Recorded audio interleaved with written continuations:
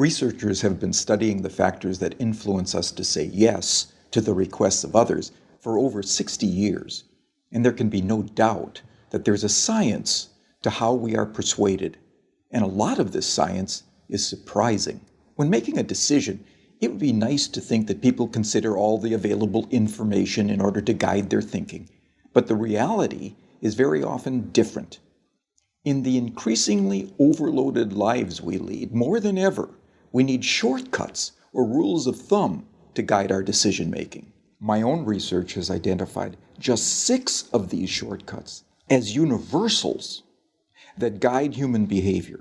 They are reciprocity, scarcity, authority, consistency, liking, and consensus.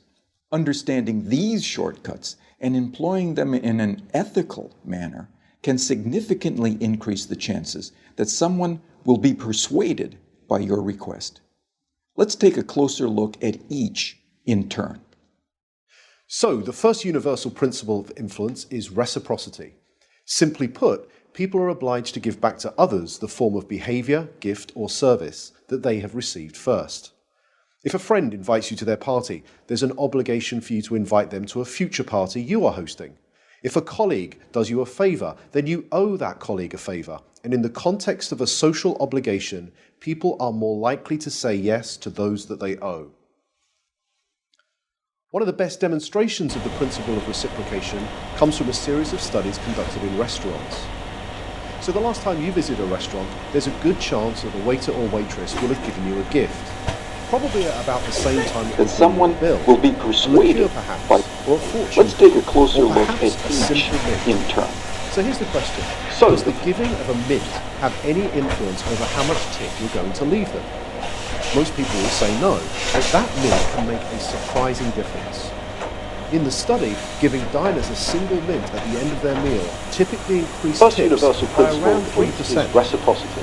Interestingly, Simply put, if the gift people are is obliged to doubled give back and to 2 others mints the provided, form of behavior, tips don't gift, double. or service. They First, quadruple. if a friend invites you to their 14% party, increase there's in an tips. obligation for you to invite them Perhaps to a most future party interestingly you are of all hosting. is the Does fact you that a if the favour, waiter then you provides owe one that mint, colleague a favour. starts to walk And in the away from the context of table, a social pauses, obligation, turns back, people are more and says, likely to "For say you yes nice to people, those that is they an owe. extra mint." Tips go through the roof. A 23% increase influenced not by what was given, but how it was given. So the key to using the principle of reciprocation is to be the first to give and to ensure that what you give is personalized and unexpected. The second universal principle of persuasion is scarcity.